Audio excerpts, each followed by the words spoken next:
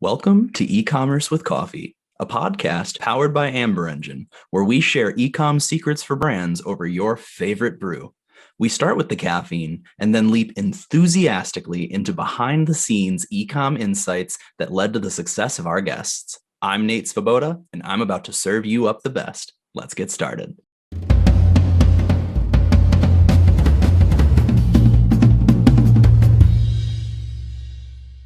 Welcome to today's episode of E-commerce with Coffee.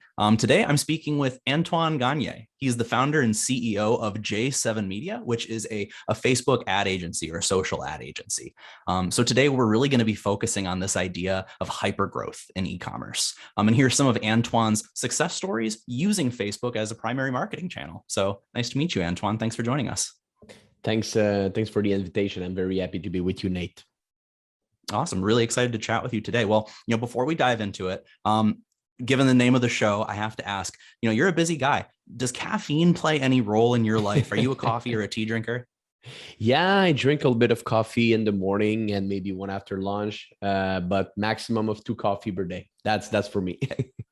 Oh, hey, if you're able to set that limit for yourself, that's critical. I usually try to do the same thing, but sometimes I go for that third one. Well, really awesome. Well, Antoine, would love if you could speak to us a little bit about, your career leading up to founding J7, and then some of the notable moments since, and then maybe a little bit about, what the agency really does for your clients. Yeah, so I'd say that J7 has really been the first thing that I did in my career. So I launched the agency when I was 18 years old. So in 2012, at the beginning, basically, I didn't think, and I was not planning to launch an agency. I was actually hosting events in the city where I was born. I was hosting events in nightclubs. So basically from 16 to 18 years old, I was hosting events in 2 very big nightclubs from where I was living. And, I was bringing people to my parties, to my events by using social media, Facebook events at that time, and these different things. So at an early stage of my career, I've been able to learn how social media was working. And I was able to leverage Facebook to bring people to a specific place.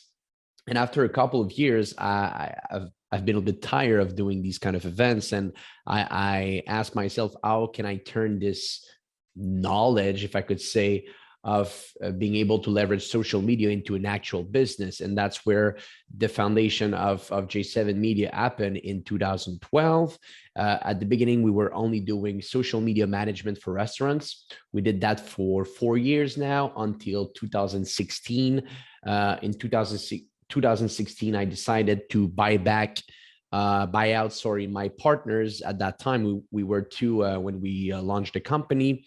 I bought him out. And then at that point, it's very important for your audience to understand, Nate, that I'm from the French part of Canada. So maybe that's why you hear this accent today.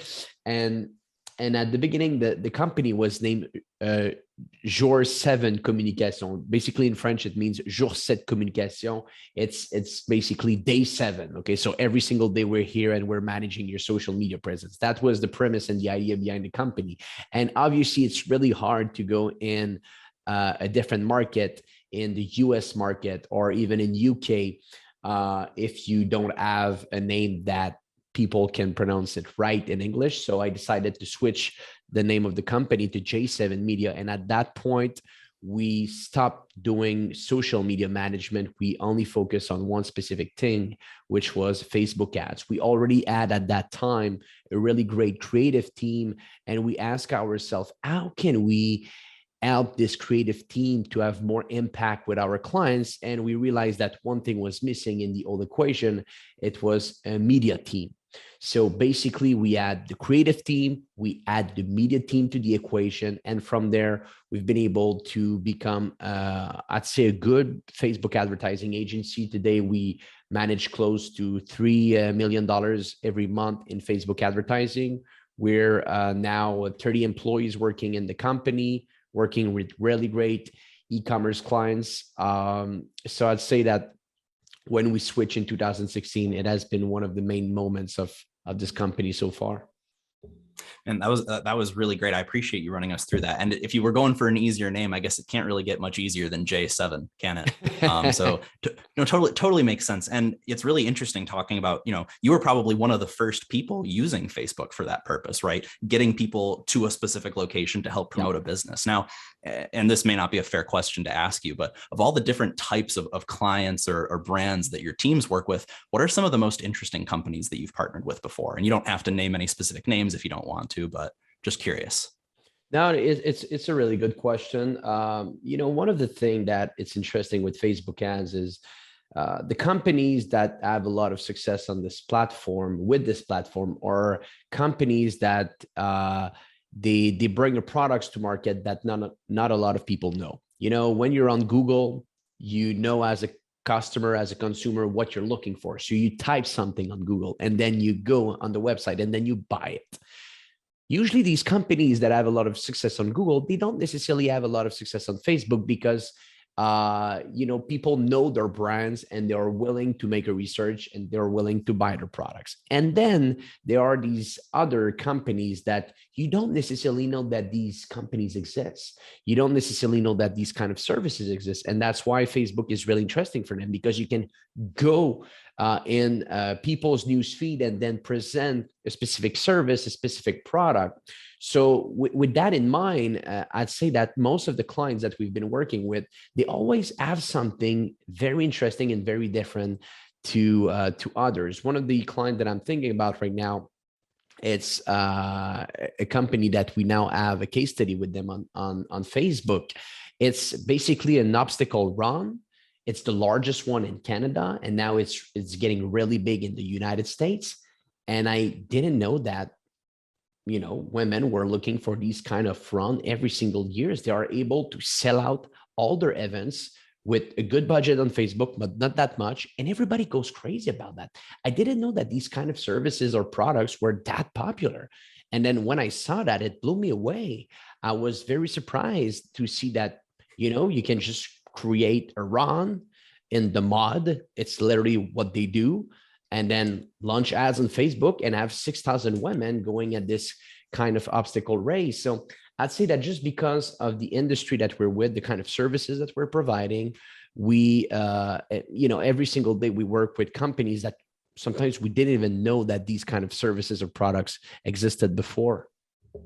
Yeah, it's interesting. I think everybody, because we always hear about just social scrolling, right? You're scrolling through Facebook, and I've had times where I see a product and it's just impulse buy. I need that. Voilà. But I don't think people think often enough about, same thing with a service. If you're living in a city and you see something's happening on a Saturday, there's a lot of people who will just jump at that and go to it. So, I totally agree. And you touch on an interesting thing, right? So because tools like Facebook are available, the barriers to entry are really low for any type of company to put itself out there, whether they're selling a product online or selling a service. So, this idea of hypergrowth, right, as some people refer to it, it takes on a couple of meanings. So there's, the reality that e-commerce grew at an unprecedented rate in 2020. But can this really be considered an overall success in the market? Are we getting to a point where there's too much saturation in the world of e-commerce or digital commerce, in your opinion?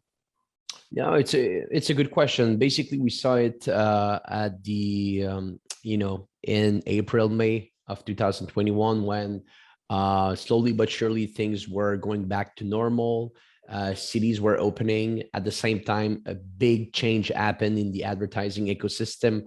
Apple enforced what we do call the ATT, the app tracking transparency, which means that from now on, you can decide as a consumer if you want or not to be tracked when you leave a specific app like Facebook or Instagram. So I'm bringing that to your attention, Nate, because at that moment, at the end of spring and at the beginning of the summer, we saw that e-commerce companies in general, they just hit a wall. They literally just hit a wall. Like it has been a very tough summer for most of these companies, because in the past year and a half, they were living in a bubble where everyone was buying stuff online and they were not necessarily going out. And for that reason, sales, like you said, reach an unprecedented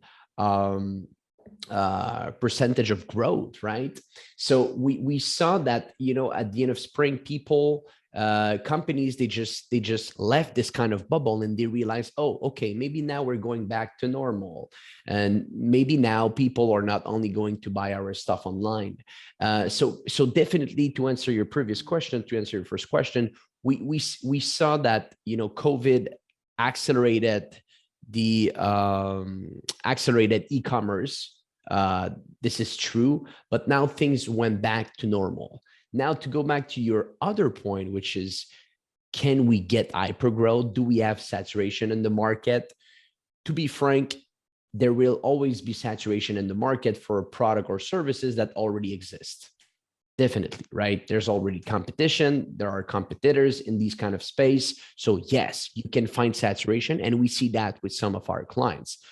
Now, there are other companies that are, you know, bringing a different product solution to the market. And even if there are a lot of advertisers on all these different advertising platforms, you can still have a really good impact if you're able to have a right product and a right services that you can show to a specific audience. So I'd say at the end of the day, the only limit is your creativity in terms of product or services. And then if you have something good, you will still be able to sell your product now and 5 to 10 years from now. If you're bad and you're going in something that already a lot of customers are, you know, it will definitely be hard. This is true. So what I'm hearing from you is that there's going to be consolidation, right? Anyone who has a unique offering, they're going to see success. And then the really saturated areas, it's just natural selection, right? The companies that succeed are the ones that are going to be able to differentiate themselves and sell more. So that makes sense. Yeah, and we can even push it a little bit further. Like, one of the things that we realize with our clients when these kind of iOS 14 and cities reopen happen, what we've been able to discover is companies that were generating good results, but not necessarily great results during COVID, during the pandemic, during the moment where everyone was buying stuff online. The moment these things happen, iOS 14 and the end of COVID, automatically we saw that most of these companies, their results went down. It meant that their product or services were not necessarily that good for the end consumer. Maybe they were only selling because it was COVID. So yeah, at the end of the day, if you don't have something specific, something different, that can be hard. And I know you already gave a great example about the obstacle run, but so if we think about like a brand selling a physical product on Facebook, do you have any examples of clients you've worked with that maybe had a really unique way of leveraging Facebook to see success in this past year and a half plus? Yeah, we just onboarded the clients a couple of months ago that they are doing a specific cocktail with a product that I've never seen before. I do think that these kind of and maybe I can give you a link so you can put it in the notes of your podcast. It's called, it's in French, it's called Poseidon. But basically the way that they are creating their cocktail is completely fascinating. And they have a lot of success on the platform right now because they're bringing something new. So yeah, we saw these kind of companies every single day, and Facebook's still a good platform for them. Well, so then that leads me into my next question, right? Facebook for years has been, the bread and butter for companies trying to advertise online. And so, brands that are struggling today, likely that's only going to increase for them, those struggles, because more and more people are turning to Facebook. So do you believe that, should companies be doubling down on Facebook for their advertising strategy right now? Or do you think that moving forwards, companies should be diversifying their advertising channels, maybe away from just using Facebook, depending on how small or big they are? Yeah. So I run a Facebook ad agency, and the first thing that I would tell you is only depending on one platform when you're an e-commerce owner is so dangerous. We saw it on Monday. I don't know. I guess you're using Facebook as well. On Monday, everything crashed. So definitely it's a sign that, sometimes only depending on a platform that you do not own can be very dangerous. That being said, I think you should definitely double down on Facebook as well. If you're having good results on this platform, you should just be mindful about the fact that if a big change in the algorithm happened, like it happened in late spring, at the end of April, beginning of May, a lot of things can change, and maybe your sales can be affected very, very much. So I do think that double down on Facebook, but at the same time, put time on other different platforms, specifically on the channel, on the marketing channel that you own, like your email list or your SMS. I think this is something that a lot of people say, but not a lot of people do. Having a healthy list, we see that with our customer, is maybe one of the most important thing. So only running ads on Facebook and depending on Facebook ads to generate revenue every single day is super dangerous. So focus on other platforms. And then from the moment you have an ecosystem of channels that are bringing revenue, then you can go and double down on Facebook, because if things go south with this platform, at least you have other places where you're able to generate revenue. Yeah, I think that's super fair, right? I mean, we've all heard the saying, don't put all your eggs in one basket. I think that perfectly highlights it. Facebook and Instagram go down. If that's what you primarily focus on, then, well, you're probably not going to do a whole lot of advertising for that period of time. Yeah. Well, still thinking about Facebook specifically, I don't know if you're going to have an answer to this, but do you see, are there any upcoming changes on your radar for things that are going to happen with either the advertising model on Facebook, costs, tools that are available, anything that you're tracking or you're thinking about? Yeah, there's a lot of changes every single day, but if we look at it from a macro perspective, from like 2, 3, 4, 5 years from now, I think it's very important that people understand one specific thing is the reason why in the past few months Facebook has been affected that much with the different changes in the algorithm, ATT, iOS 14, like I told you before, is the fact that Facebook owns the ad channel, Facebook ads, Facebook newsfeed, all the Instagram. So they own the Facebook ad channel, but they don't own the land. They don't own the land. So people click on an ad, but then they land on a website that is owned by Google. They land on a website that is owned by Apple with Safari, right? Or on or on a different app, right? So at the end of the day, what I'm trying to say is Facebook was in a position that it was super hard for them, because when you only own where people click, but you do not own where people land, it can be super dangerous. In comparison, if you take Google, for instance, Google owns the advertising channel, Google Ads, and they own Google Chrome. Okay, which is, I think right now, 75% of people that are browsing online. So they own both. They were in a strong position and they still in a strong position. I'm bringing that to your attention, Nate, because now what Facebook is trying to do is they're trying to own both. They are still trying to be very good with Facebook ads, but now they want to make sure that they can generate transactions on the platform. They want to make sure that people that run e-commerce stores that they are selling online can, in 6 months, a year, 2 years from now, do all their sales within their platform. Because if they are able to achieve that, all these different problems with privacy, with pixels, with ATT, with the end of the cookies, this will not be as bad for them because everything will be done on their platform. And I think this is the big lesson that they've been able to learn, I'd say, in the past 6 months, in the past year, is you need to own both the advertising channel and the land. And if you're able to own both, at the end of the day, you're in a way better position when these kind of algorithm change, when Apple is angry at you, when Google is angry at you, and then they start to change everything. So for people who are listening today, I do think that, and it's already the case in the States, people can do a checkout on Instagram, but these kind of initiative will be way more integrated in the next few months, in the next few years. It's interesting. I'll be eager to track along with that. So, but you're saying that, if someone finds a product that they want on Facebook, they could click the link. It'll take them to that brand's Facebook store or whatever, for all intents and purposes, and then basically treat it almost kind of like an Amazon product page at that point. You need to see it like Facebook is trying to become. They don't say that, but you can understand that they try to become way more an Amazon than just staying a Facebook for obvious reasons.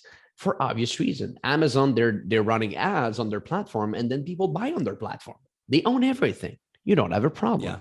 But from the moment someone leaves Facebook, now they lose everything. Now they lose everything now with the privacy. And the most important asset for a platform like Facebook is the data. So if the only good data that you get is when someone leaves your platform and then browse on different websites, and you're unable to get this information now, what are you going to do? You lose a lot of power as a platform. So you need to be sure when you run these kind of companies that you're able to maintain the data.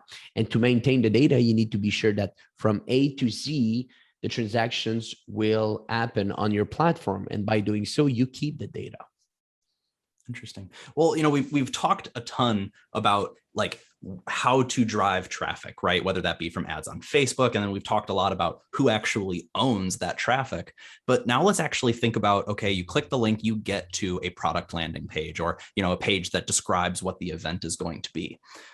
So getting qualified traffic is harder, right? It's more than just getting people to look at your page. What are some of the biggest mistakes or most common mistakes that you see brands make when they're trying to get high quality traffic to their listing? You try to outsmart the platform. As simple as that. The truth is now the AI of these different advertising platform now is just super powerful. So if you are a brand on Facebook and you try to generate good traffic, you don't tell Facebook, hey, Facebook, target the person who's between 28 and 39 years old that lives 5 kilometers away from my store and has 5,000 interests around food, around health. No, you don't do that.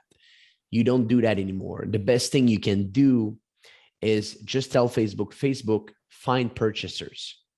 Because now with the pixel, with everything's with these different advertising platforms, you can literally tell Facebook, find these different people, find these different purchasers. And you spend all your time crafting a good ad, crafting a good landing page, and you spend all your time on the fundamental of the marketing aspect of it. And then you let Facebook distribute your message. You give Facebook a lot of space, a lot of flexibility. And then you just tell Facebook, find the purchasers.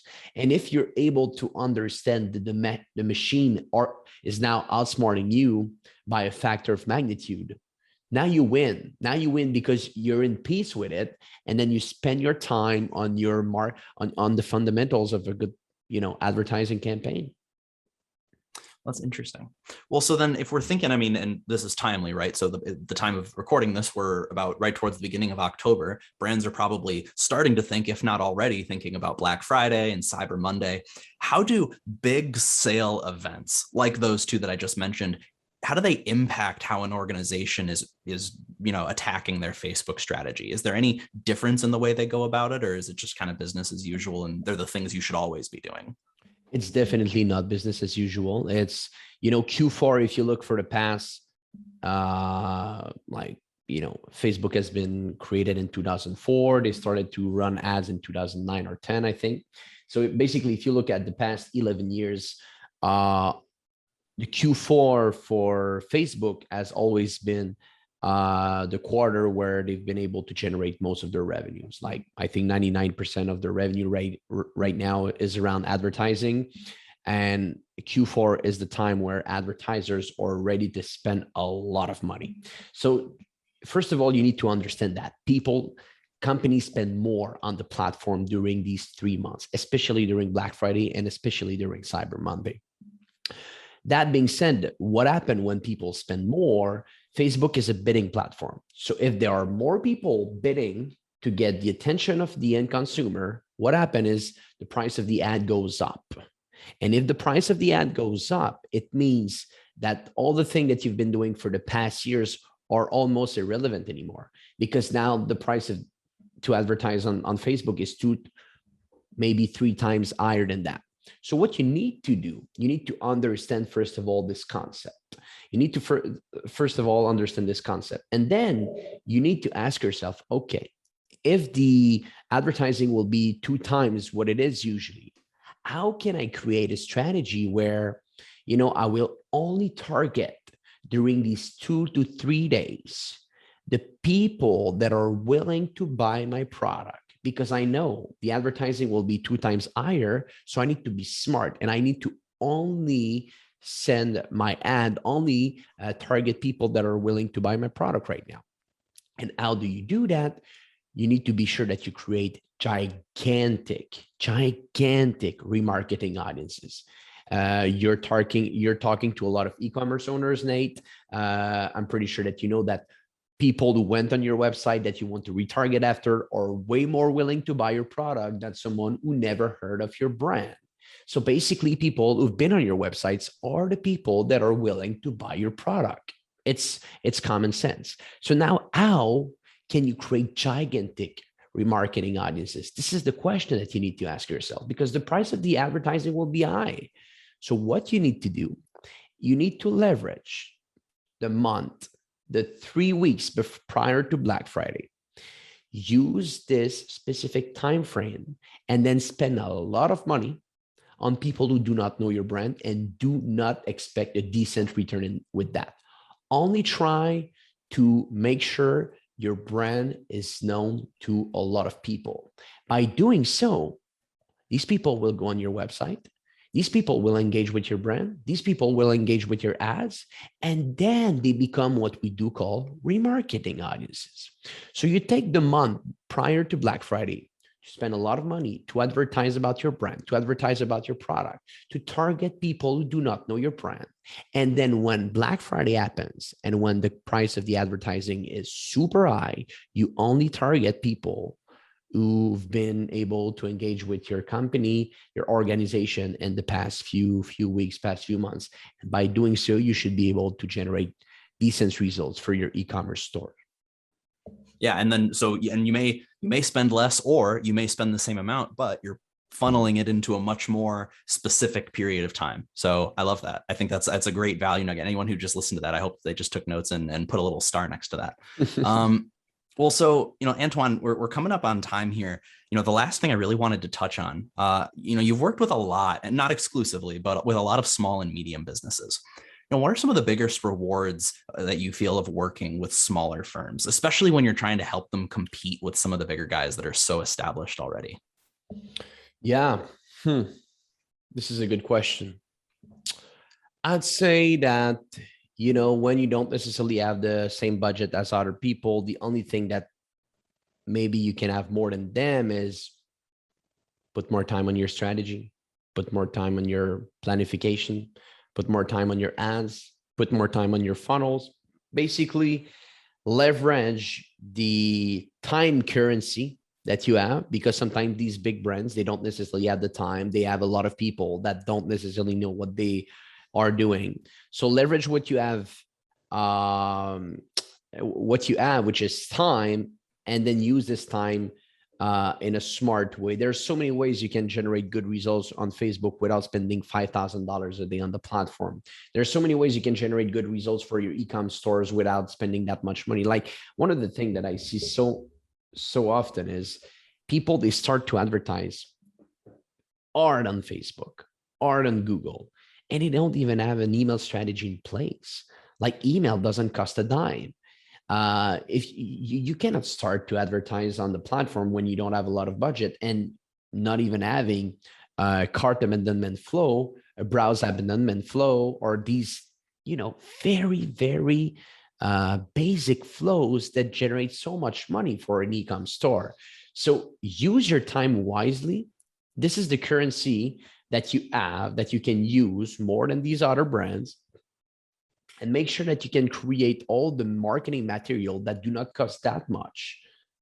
Create this ecosystem, and then from the moment it's in place, now start and iterate. And if things do not work after 2 or 3 days, stop your campaign and then launch another one, and iterate, and be very strict on your spend. Like, if things do not work after 48 hours, you don't need another week.